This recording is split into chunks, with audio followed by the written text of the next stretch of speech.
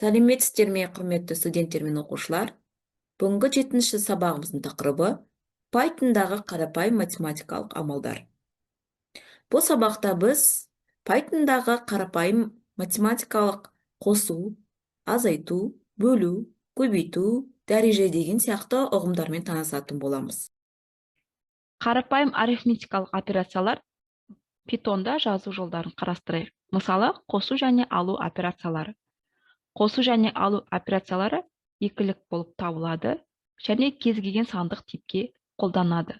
Мысалы, А айнымалысы тең 35, Б айнымалысы тең 53, мұндағы С А қосу Б деген, яғни А айнымалы қосу Б деп алатын болса, нәтижесінде біз 88 деген санды аламыз.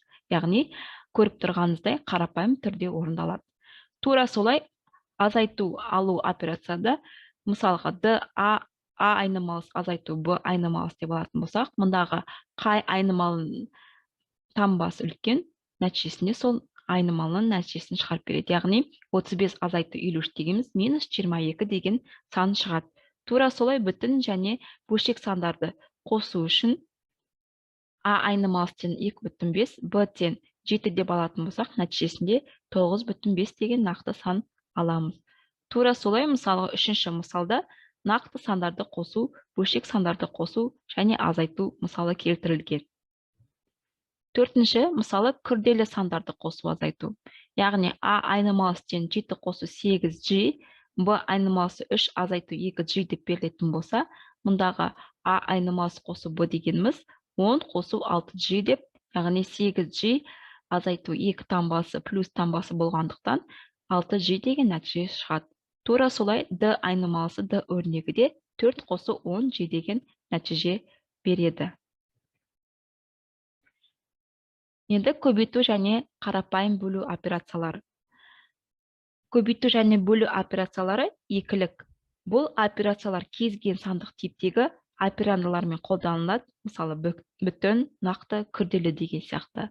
Мысалы, А айнымалысы тең 7, Б айнымалысы тең деген, тең 4 деген айнымалы берілетін болса, Python бағдарламасында көбейту жұлдызша, ал бөлу таяқша арқылы беріледі. Яғни, мұндағы С А айнымалысы көбейту Б дегеніміз арасына жұлдызша таңбасын қою арқылы беріліп тұр. Нәтижесінде 28 деген толық сан шығады. Тура солай Д, яғни бөлу операциясы да солай орындалады. Арасына таяқша қойған кезде 7 бөлу 4, ол бізде 1,75 деген нақты санды береді. Тура солай нақты және бөлшек сандар үшінде келесі мысал 7,5, Б тең 3,2 деген көбейту болса, арасында екі айнымал арасында жұлдызша береміз, нәтижесінде С тең 24 деген нақты нәтиже аламыз. Тура солай үшінші мысал күрделі сандар ішінде келтірілген. Python бағдарламау тілінде дәрежені көтеру немесе дәрежесін шығару ол екі жұлдызша арқылы беріледі. Мысалы, А айнымалысы тең 13, Б айнымалысы тең 2, мұндағы С, яғни 13-тің 2 дәрежесі деп жазатын болсақ, біз екі жұлдызша таңбасын беру арқылы жазамыз. Нәтижесінде С тең 169 деген нақты сан шығарамыз. Мұндағы С өрнегін шығару үшін келесіде принтте жазамыз. Яғни С деген бізде таңба жолы, мұндағы С-ның С өрнегінің нәтижесін экранға шығару деп берілген. Екінші, нақты сандар үшін және бөлшек сандар үшін де келесі мысал. А тең 2,5, Б тең 3, 2,5-тің 3 дәрежесі, ол бізде 15,625 деген нәтиже шығарады. Тура солай күрделі сандар ішінде келесі мысал келтірілген.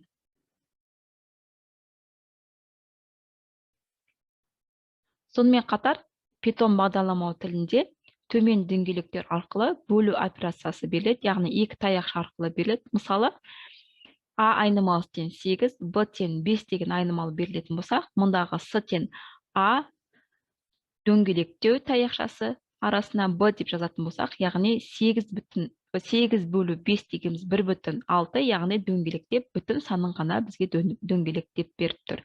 Яғни Python бағдарламау тіліндегі екі таяқша ол бүтін санын дөңгелектеу деген мағынаны білдіреді. Тура солай нақты және бөлшек сандар ішінде келесі мысал. Мысалы, X-тен 6, Y-тен 2. Мұндағы Z z дегеніміз дөңгелектеу, яғни экранға бізге 3 деген нақты нәтиже санды шығарып береді. Тура солай келесі мысалда, мысалы 5,5, 2,5 бөлшек саны берілсе, келесі мысал келтірілген. Сонымен қатар, Python бағдарламау тілінде өрнектегі сандарды өңдеуге арналған оператор ұғымдары бар.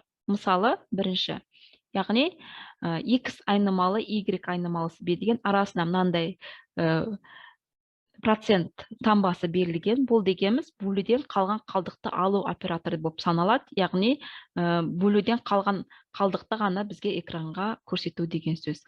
Әрі қарай немесе 2 теңдік берілген жағдайда 2 тең жазу арқылы Pythonда беріледі. Бұнда теңдікті салыстыру операторы дейміз. Тура солай, егер де бізге теріс онарлы минус сан берілетін болса, айнымалы, оны айнымалыны минус таңбасын арқылы береміз.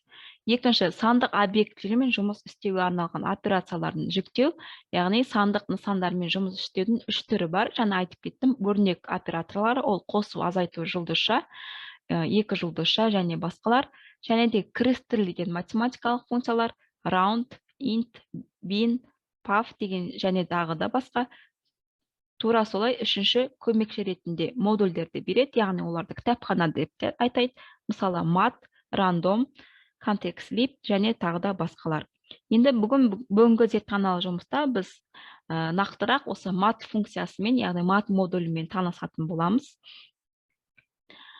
Python тілінде стандартты математикалық функциялардың көп мөлшерін қамтитын mat стандартты кітапханасы бар. Оны пайдаланушы бағдарламаның басында осы кітапхананы қосу керек. Яғни Pythonда бізді біріншіден бұл mat модульімен жұмыс жасау үшін оны біз import mat деп шақырып аламыз.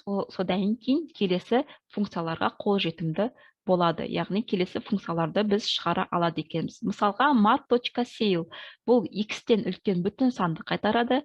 mat.fabs дегеніміз x сан абсолютті мәнін қайтарады. Тура солай факториал және де floor дегеніміз x-тен кіші бүтін санды қайтарады.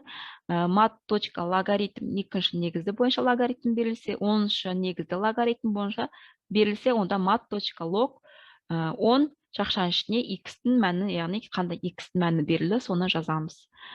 Және де түбір астыны жазатын болсақ, дәрежесін алатын болсақ, mat.sqrt x деген y-тің түбір асты дәрежесін есептеуге болады. Енді, мысалы, Pythonда mat модулін тригонометрикалық функцияларын қолданатын бағдарлама мысалы келесі түрде келтірген. Жаңа айтып кеттім, mat модулімен жұмыс жасау үшін біз бірінші import mat деп шақырып аламыз. Яғни мынандай бізге есеп берілетін болсын, a-тен 2,4, b-тен mat.cosinus a деген.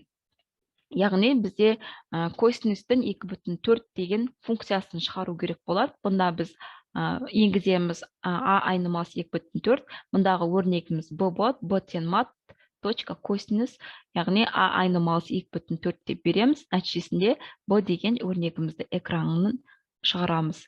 Енді қараңыздар, принтта мен жаңа өткен зертханалық жұмысты айтып кеттім. Бірден қарапайым арифметикалық есептерді шығаруға болады. Мысалы, принттан сразу mat.floor деп жазатын болсақ, floor дегеніміз, яғни 1,7 дегеніміз ол 2-ге жуық деп шығарып береді экранға, себебі 1,7 2-ге жуық. Егер де біз 1,1 деп жазсақ та, ол бізге mat.floor дегеніміз функциямыз, ол бізде 2 деп те экранға шығарып береді. Яғни 1,7-ні бізге 2-ге жуықтап береді. Тура солай mat.ceil дегеніміз, ол 1,7, яғни бұндағы экранға біз 1 деген санды ғана шығарады, себебі бұл бүтін санын ғана шығарады, бөлшек санын шығармайды.